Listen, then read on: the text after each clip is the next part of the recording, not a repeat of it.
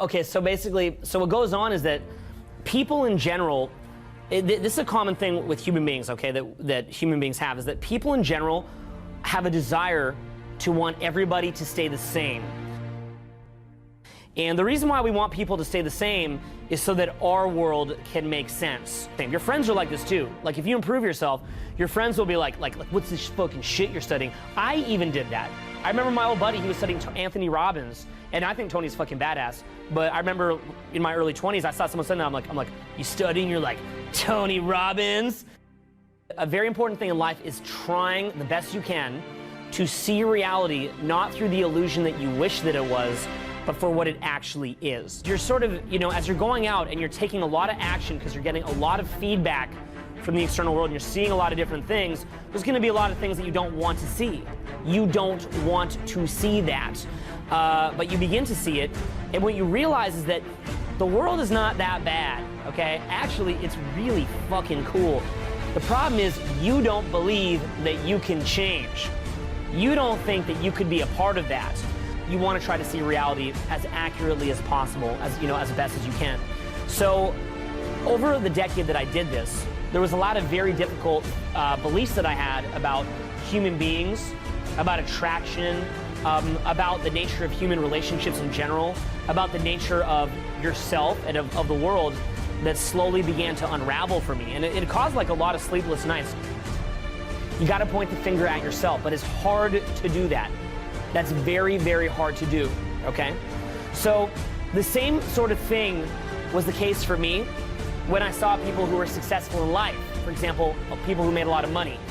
So where I came from, if somebody made a lot of money, they're lucky, cheaters, criminal, yeah, basically luck, got it from their parents, they lucked out, or they're cheating the system, or they're dicks, or they're just fucking dicks.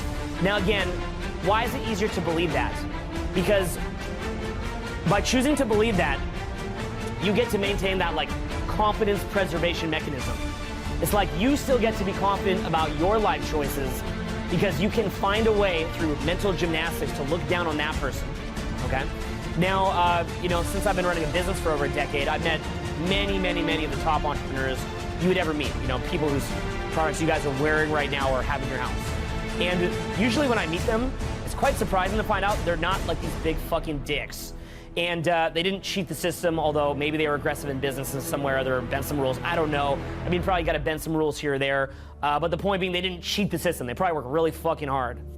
The general view that I found of most guys that have a lot of money is they're in what's called abundance. They already know how to make money because they've established the work ethic, the confidence, they understand how business works. They could go build another business in 2 seconds. If they could just snap their finger and have their whole financial fortune wiped away to make everybody else in the world properly thinking people who knew how to be self-sufficient, they would do it because they have that sense of abundance that they could rebuild it. Most successful people have been on the brink of failure so many fucking times and been through so much turmoil to get to that point. They're just like, wow, I'm really lucky to be here. You never know how long this could last. You know, this is just fucking great.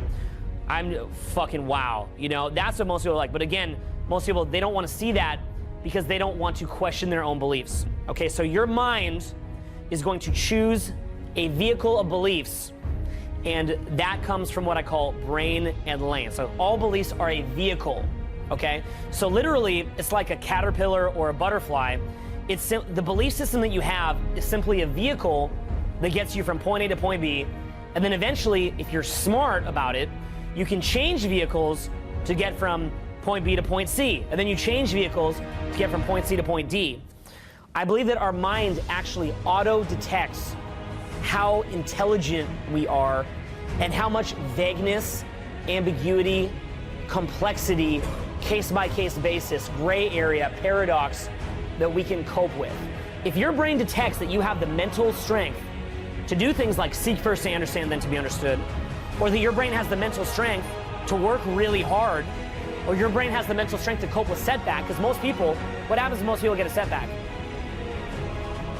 They freak the fuck out and they give up, right? They freak the fuck out. They get a setback, they freak out. How many setbacks do you think that I've had to get to where I'm at with RSD? What would you guess? Many of them are public. They're quite public, okay? And the ones that are not even public are probably a lot worse too. So I've had to deal with setback, but again, you have to have the mental strength to do it, right? I didn't cultivate that overnight by any means. I still work on it now. You can evolve in whatever way you want. But make no mistake, you're always changing and you're always evolving. You can create a life of your own design. It's the most incredible fucking thing.